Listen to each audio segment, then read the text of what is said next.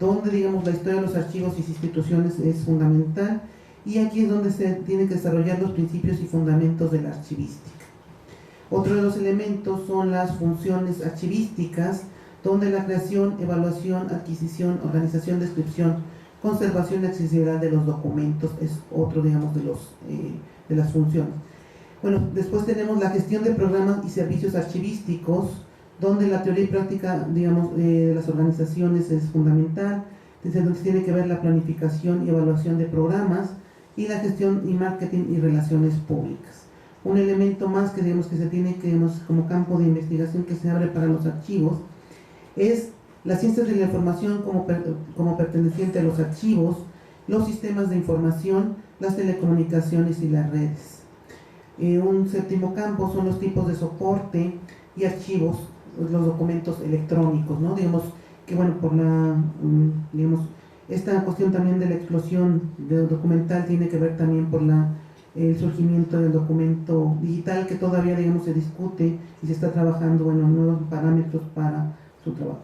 Entonces, los documentos electrónicos tenemos, bueno, nuevos archivos, archivos audiovisuales, archivos electrónicos, iconográficos y textuales, microfichas y otros soportes o tipos de archivo. El entorno archivístico es las instituciones de gobierno, las instituciones de enseñanza e investigación, las instituciones religiosas, otras. Y bueno, cuestiones específicas sobre los archivos en particular. Bueno, entonces, nada más para cerrar, bueno, ¿qué es lo que está ocurriendo? La información, digamos, en los archivos está siendo transferida de sistemas unificados de información archivística con bases de datos y archivos de autoridad.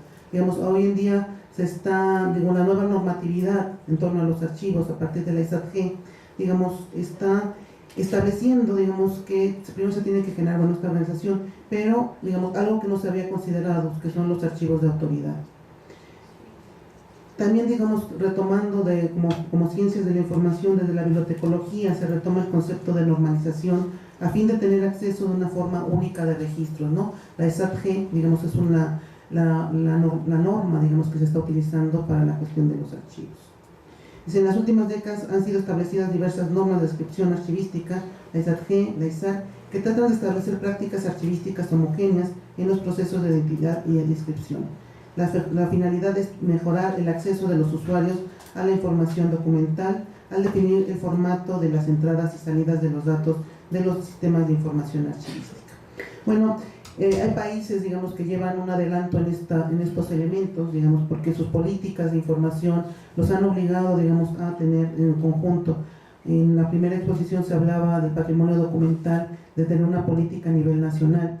En México no se tiene, digamos, hay países como España, como Chile, como Argentina, que ya la tienen, y sus sistemas archivísticos, digamos, han cambiado en menos de una década, ¿no? Entonces, lo que se requiere, digamos, en México es establecer políticas claras de información para el manejo documental en los archivos, para poder, digamos, tener, digamos, todas estas cuestiones de los retos que nos enfrenta el siglo XXI con las tecnologías y el trabajo interdisciplinario. Muchas gracias.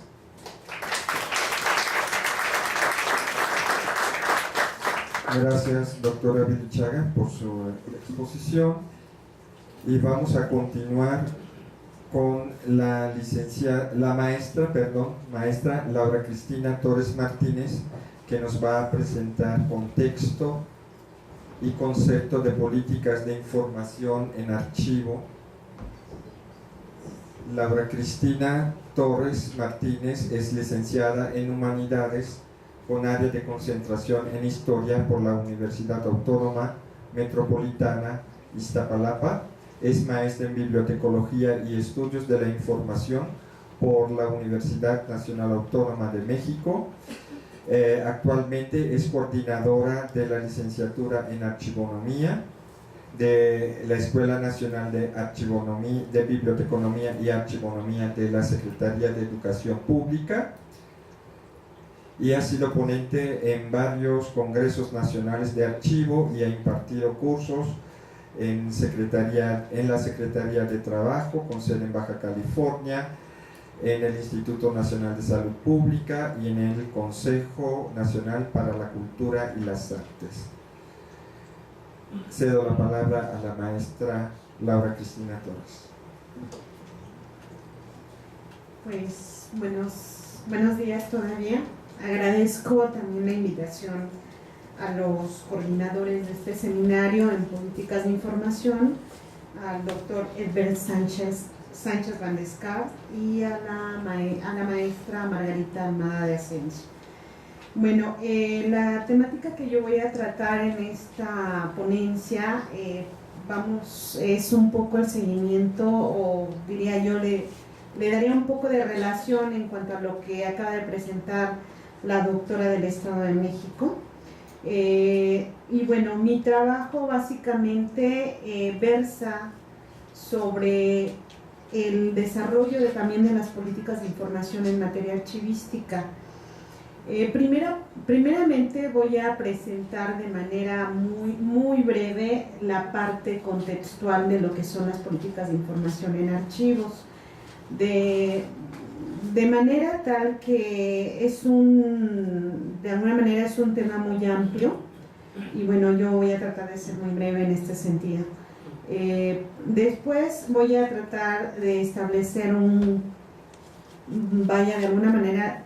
establecer un campo conceptual de lo que son las políticas de información en materia archivística también, ya que bien lo decía también la ponente de la mañana, la maestra Gómez Mon, me parece que al hablar de políticas de información tenemos que tener muy claro primero los niveles. Uno es, hablar de políticas gubernamentales, la otra es la política de información, y bueno, en su trabajo ella define lo que son las políticas de información en materia de indigenismo. En este caso, yo a lo largo también del trabajo de maestría, creo que se puede de alguna manera trabajar también la propia conceptualización y el propio campo de estudio en materia de políticas de información en archivos. O sea, creo que también comparto algunas cosas que se han establecido en esta mesa en la mañana, donde me parece que el campo es muy amplio en materia de políticas de información, y que al hablar de especificidades yo creo que nos va a permitir en este seminario tener grandes descubrimientos y ir acotando de manera específica hacia dónde vamos. Y finalmente, bueno, en mi ponencia lo que voy a tratar de establecer es cómo las políticas de información en archivos, la parte de la conformación o de cómo se van a dar estas políticas de información tiene que ver con una estructura, y a veces una estructura demasiado compleja, porque efectivamente cuando hablamos de políticas de información, desde mi punto de vista, de lo que yo he revisado, cuando queremos que una política de información realmente funcione, pues siempre tiene que estar a un nivel muy alto.